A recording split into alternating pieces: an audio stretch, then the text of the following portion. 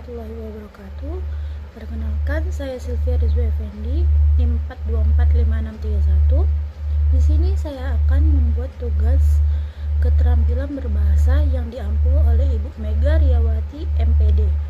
Di sini saya akan bercerita tentang Putri Salju dan 7 kurcaci. Pada zaman dahulu kala, hiduplah seorang ratu yang sedang menjahit di dekat jendela yang terbuat dari kayu hitam. Saat jarinya tertusuk jarum, 3 tetes darah jatuh ke salju di ambang jendela. Melihat kontrasnya warna darah, salju dan bingkai jendela yang hitam, sang ratu pun berdoa, "Semoga aku memiliki seorang anak perempuan yang berkulit seputih salju dan bibir semerah darah dan rambut sehitam kaca jendela ini." Tidak lama kemudian, doanya terkabul. Ia melahirkan seorang bayi perempuan yang sangat cantik dan diberi nama Putri Salju. Namun sayangnya, sang ratu meninggal dunia tidak lama setelah melahirkan.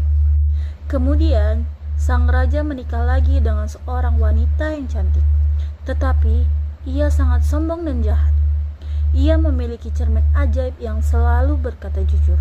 Setiap hari, sang ratu bertanya, "Cermin ajaib di dinding, siapakah yang tercantik di negeri ini?"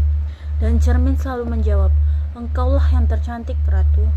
Namun, ketika Putri Salju tumbuh dewasa, ia menjadi semakin cantik. Suatu hari, saat ratu bertanya lagi, cermin berkata, "Putri Saljulah yang tercantik di negeri ini." Setelah mendengar perkataan cermin tersebut, sang ratu sangat marah dan cemburu.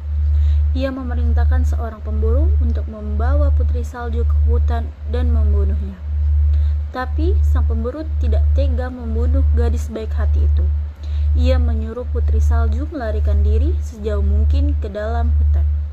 Putri Salju berlari sampai ke dalam hutan lebat dan menemukan sebuah pondok kecil.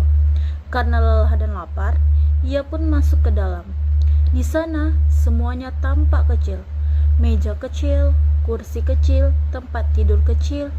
Ia memakan sedikit makanan di meja dan tertidur di salah satu tempat tidur kecil itu. Dan di saat malam tiba, 7 kurcaci pemilik rumah itu pulang dari tambak. Mereka terkejut melihat seorang gadis tertidur di rumah mereka. Namun, setelah mendengar kisahnya, mereka merasa kasihan dan mengizinkan Putri Salju tinggal bersama mereka. Putri Salju pun hidup bahagia bersama 7 kurcaci, memasak, membersihkan rumah, dan menyambut mereka setiap pulang kerja.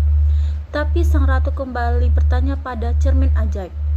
Cermin ajaib di dinding, siapakah tercantik di negeri ini? Dan cermin kembali menjawab, "Putri Salju yang tinggal bersama 7 kurcaci di hutanlah yang tercantik." Setelah mendengar jawaban dari cermin tersebut, ratu sangat marah besar. Ia menyamar menjadi wanita tua dan pergi ke hutan untuk membunuh ratu itu sendiri. Ia mencoba 3 kali. Yang pertama, ia menjual korset beracun dan mengikat Putri Salju hingga pingsan. Yang kedua, ia menyisir rambut Putri Salju dengan sisir beracun. Yang ketiga, ia memberikan apel beracun yang membuat Putri Salju telah jatuh dan tidak bangun lagi. Di sini terlihatlah para kurcaci sangatlah sedih. Mereka mengira Putri Salju telah meninggal, padahal ia hanya tertidur karena sihir.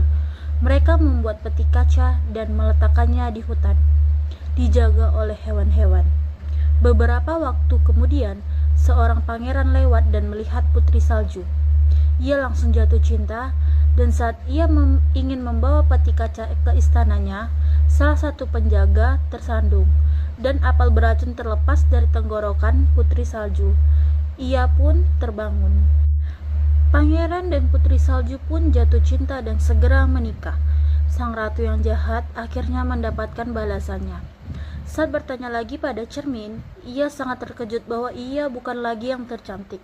Ratu yang jahat itu pun menghadiri pesta pernikahan Putri Salju dan karena kejahatannya telah terbongkar, ia dihukum dan tak pernah mengganggu siapapun lagi.